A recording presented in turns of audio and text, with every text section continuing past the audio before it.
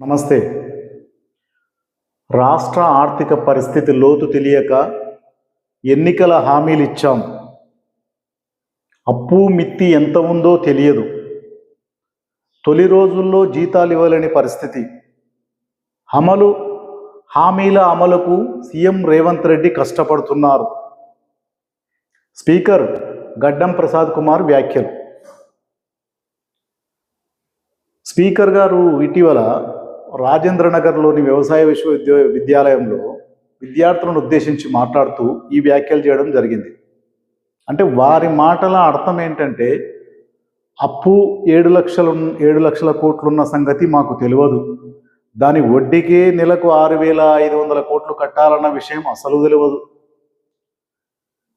తొలి రోజుల్లో మేము అంటే ప్రభుత్వం అధికారంలోకి వచ్చిన తొలి రోజుల్లో ఉద్యోగస్తులకు కూడా జీతాలు ఇవ్వలేని పరిస్థితి. ఇప్పుడు ముఖ్యమంత్రి గారు రోజుకు 15 నుండి 20 గంటలు పనిచేస్తున్నందువల్ల ఉద్యోగులకు 1వ తారీఖు వస్తే జీతాలు ఇస్తున్నాం. ఇలాంటి వ్యాఖ్యలు వారు విద్యార్థుల సదస్సులో మాట్లాడడం జరిగింది. శాసనసభ స్పీకర్, అధికార పార్టీ నాయకుడు శాసనసభ స్పీకర్ గారు ఇలా మాట్లాడడం జరిగింది. ఇటీవల మరో ఎమ్మెల్యే, మనం మునుగోడు ఎమ్మెల్యే రాజగోపాల్ రెడ్డి గారి వ్యాఖ్యలు కూడా మనం విన్నాం. అదేం మర్చిపోలేదు, అవి గుర్తున్నాయి. వారు వ్యాఖ్యలు ఏంది, మునుగోడు నియోజకవర్గంలో ఒక గ్రామంలో ఒక సభను ఉద్దేశించి వారు మాట్లాడుతూ, అప్పులు ఈ మాదిరిగా ఉన్నాయి, మేము కొంచెం మాట తప్పాల్సి వచ్చింది, రుణమాఫీ కూడా మేము సగమే చేసినాం, ఇంకా వేరే పథకాలు రైతు బంధు ఒకసారి ఎగరగొట్టినాం, వేరే మిగతా 6 గ్యారెంటీల పథకాలు అమలులో జాప్యం జరుగుతుంది, అప్పులు ఎక్కువ ఉన్నాయి, దానికి వడ్డీల రూపకంలో ఇంత అవుతుంది అని వారు ఫ్లోలో చెప్పే మాటల్లో వారు కూడా అనడం జరిగింది. సరే, అప్పుడు ఏమనుకున్నారంటే ప్రజలు కూడా మన రాజగోపాల్ రెడ్డి గారు ఏదో ఒక సందర్భంలో చెప్పాలనుకునే విషయాలు అలా నోటిగుంట వచ్చేసిన అన్నట్లు ప్రజలు కూడా అనుకున్నారు. కానీ ఇప్పుడు స్పీకర్ గారు కూడా ఈరోజు ఈ వ్యాఖ్యలు చేయడం అంటే, ఈ వ్యాఖ్యలంతా దేనికి నిదర్శనం అనుకోవాలి ప్రజలు? రేపటికి ఇంకా ఏమన్నా ఇవి కావాలని ఉద్దేశపూర్వకంగా ఒక్కొక్కరు చేస్తున్న వ్యాఖ్యలు అనుకోవాలా? ప్రభుత్వం నుండి కూడా ఖండన లేదండి. మీరు అలా ఎందుకు మాట్లాడుతున్నారు? అన్నీ అమలు చేస్తాం మేము, అట్లా ఎందుకు మాట్లాడుతున్నారు? ప్రజలకు తప్పుదో పట్టించే సంకేతాలు ఇవ్వద్దండి అని ప్రభుత్వం నుండి ఖండించే వార్తలు రావట్లేదు. వీళ్ళు ఇలాంటి వ్యాఖ్యలు చేసిన రాజగోపాల్ రెడ్డి గారు కానీ, అంటే ఇప్పటివరకైతే చేసింది రాజగోపాల్ రెడ్డి గారే, నిన్న స్పీకర్ గారు ఈ వ్యాఖ్యలు చేయడం అంటే, జీతాలు ఇవ్వలేని పరిస్థితి ఉంది, అది ఇప్పుడు 1వ తారీఖు జీతాలు ఇవ్వగలుగుతున్నాం, అది రేవంత్ రెడ్డి గారు కష్టపడుతున్నందువల్ల అనే వ్యాఖ్యలు. అంటే జీతాలు ఇవ్వలేని పరిస్థితి అంటే జీతాలు ఇచ్చే పరిస్థితికి ఇప్పుడు వచ్చిండ్రన్నమాట. ప్రజలు ఇదేనా సార్ అర్థం చేసుకోవాల్సింది? మరి ఇప్పుడు మీరు ఇచ్చిన 6 గ్యారెంటీలు, ఆ పథకాల అమలు, మరి వాటి గురించి ప్రజలు ఏమని ఆలోచన చేసుకోవాలి? ఇది ఉద్దేశపూర్వకంగా మీరు 1 by 1 ఇస్తున్న లీకులా, లేకుంటే ఏదో తాత్కాలికమైన వివరణలా ఇవి? అలాంటి పరిస్థితి ఏం లేదా? ప్రభుత్వంతో ఖజానా మంచిగానే ఉండి ఇప్పుడు పథకాలన్నీ క్లారిటీగా ఇవ్వగలుగుతారా? ప్రజల్లో కన్ఫ్యూజన్ అవుతుంది సార్. మరి దీనిలో మీద క్లారిటీ ఇవ్వాల్సిన బాధ్యత కూడా ప్రభుత్వం మీదే ఉంది. మరి నిజంగా ఈ పరిస్థితి ఉందా? అంటే హామీల అమలుకు సిద్ధంగా లేని పరిస్థితి ఉందా? మరి ఇప్పుడు స్పీకర్ గారి వ్యాఖ్యలు చూస్తుంటే జీతాలు ఇవ్వలేని పరిస్థితే, మాకు ఇంత పూర్ణ సంగతి తెలియదు, మేము వడ్డీలే ఎట్లా కడుతున్నాము అని స్పీకర్ గారు మాట్లాడడం, రాజగోపాల్ రెడ్డి అలా మాట్లాడడం, ఇవన్నీ ప్రజల్లో కొంచెం గందరగోళానికి దారితీపించే పరిస్థితి. అంటే పథకాలను అమలు చేస్తారా, చేయరా వీళ్ళు?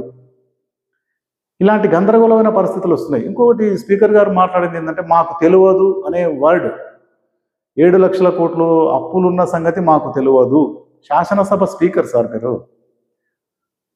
ఇప్పుడు ఎలక్షన్ ప్రచారంలో 2023లో రేవంత్ రెడ్డి గారు కానీ, మిగతా నాయకులు, కాంగ్రెస్ నాయకులు కానీ రాష్ట్రాన్ని దివాలా తీపించిండు కేసీఆర్, లక్షల కోట్ల అప్పు చేసిండు, 7 లక్షల కోట్ల అప్పు చేసిండు, 8 లక్షల కోట్ల అప్పు చేసిండు అని మీరే అన్నారు. ప్రజలు అంత రికార్డు సార్, అవి అంతా ఉన్నాయి, ప్రజలు విన్నారు. రేవంత్ రెడ్డి గారు అన్నారు, మిగతా నాయకులు అన్నారు, అందరు అన్నారు, రాహుల్ గాంధీ గారు కూడా అన్నారు. మరి ఇప్పుడు తెలియదనడం ఎంతవరకు సమంజసం సార్? అది ఎలక్షన్ టైంలో అన్ని లక్షల కోట్ల అప్పులు చేసిండ్రు, దివాలా తీసిండ్రు అని ప్రజలకు చెప్పే మేము అధికారంలోకి వస్తే ఇవి చేస్తాం, మేము అప్పులు ఏం చేయము, ఈ విధంగా మీరు చెప్పి ప్రజలను ఒప్పించి మీరు గెలిచిన తర్వాత మాకు అప్పులున్న సంగతి తెలియదు, ఇప్పుడు జీతాలు ఇవ్వలేని పరిస్థితి అని మీరు అనడం, రాజగోపాల్ రెడ్డి గారు రుణమాఫీ చేయలేకపోయినాం, ఒకసారి రైతు బంధుని ఎగ్గొట్టాం అంటే ఈ మాటలన్నీ ఏంటి? ఇంకా మిగతా పథకాలను కూడా మేము బంద్ చేసే పరిస్థితి కానీ, ప్రజలకు ఇవ్వలేని పరిస్థితి కానీ, రైతులకు ఇవ్వలేని పరిస్థితి కానీ ఉంది అని అర్థం చేసుకోవాలన్నా ప్రజలు? సందిగ్ధంలో ఉంటారు సార్ ప్రజలు, అంటే కన్ఫ్యూజ్ అవుతున్నారు. ఇప్పుడు ప్రభుత్వ వివరణ కూడా ఉండాలి. ఒకవేళ నిజంగా ఏమైనా పరిస్థితి అలాగే ఉంటే డైరెక్ట్ ఓపెన్ స్టేట్మెంట్. ఇటీవల పక్క రాష్ట్ర ముఖ్యమంత్రి చంద్రబాబు నాయుడు గారు ప్రెస్ మీట్ పెట్టి చెప్పారు కదా సార్, వాళ్ళు రాష్ట్ర ఆర్థిక పరిస్థితి బాగాలేదు, సంక్షేమ పథకాల అమలుకు చాలా సమయం పడుతుంది, సంక్షేమ పథకాలకు డబ్బులు కేటాయిస్తే అభివృద్ధి ఆగిపోతుంది, అభివృద్ధి జరగకపోతే రాష్ట్రం ఇంకా చాలా వెనుకబడిపోతుంది, కాబట్టి అభివృద్ధే ముఖ్యం, సంక్షేమ పథకాలను త్యాగం చేయడానికి ప్రజలు సిద్ధంగా ఉండాలి అని చెప్పేసి వాళ్ళు ఓపెన్గా చెప్పడం జరిగింది. 9-10 సంవత్సరాలైన తర్వాత అభివృద్ధి జరుగుతుంది, అప్పుడు సంక్షేమ పథకాలకు నిధులు అందుతాయి, అప్పుడు తీసుకుందు అనేటట్లు ప్రజలను సిద్ధం చేసినారు వాళ్ళు. అట్లా మీరేమన్నా ఓపెన్గా చెప్తుంటే చెప్పండి, కానీ ఇలా ఒక్కొక్కటి కన్ఫ్యూజ్ అయ్యే మాటలు మాత్రం వద్దు సార్. ఏదైనా చెప్పాలనుకుంటే సూటిగా చెప్పేసండి ప్రజలకు. ప్రభుత్వ ఖండన లేదు. విచిత్రం ఏంటంటే రాజగోపాల్ రెడ్డి గారు మాట్లాడినప్పుడు కానీ, ఇప్పుడు మీరు మాట్లాడినరు అంటే రేపు ఎల్లుండి ఏం జరుగుతుందో తెలియదు, కానీ ప్రభుత్వ వివరణ కూడా ఉండాలి. వీళ్ళు మాట్లాడింది ఇది మేము వాళ్ళ వ్యక్తిగతం, ప్రభుత్వం దగ్గర అలాంటి ఉద్దేశం లేదు, ఈ పథకాలన్నీ సాఫీగా ఇస్తాం, దేనికి లోటు లేదు, ఖజానా నిండుగానే ఉంది, ఇలాంటి మాటలు చెప్తే ప్రజలకు కొంచెం భరోసాగా ఉంటుంది సార్. లేదంటే కొంచెం ప్రజల్లో అనుమానాలు, మొన్న రాజగోపాల్ రెడ్డి గారు, ఈరోజు స్పీకర్ గారు, రేపు ఎవరు మాట్లాడతారో ఏంటి, ఈ పథకాల భవిష్యత్తు ఏంటి, మా భవిష్యత్తు ఏంటి అనేది ప్రజల్లో గందరగోళం వస్తుంది. కాబట్టి ఆలోచించండి సార్, దేనికైనా ప్రజలకు చెప్పాల్సిన బాధ్యత మీ మీదే ఉంది. ఏ విషయమైనా సరే, అటు మంచిది కానీ చెడు కానీ ప్రజలకు సూటిగా చెప్పడం మంచి పద్ధతి.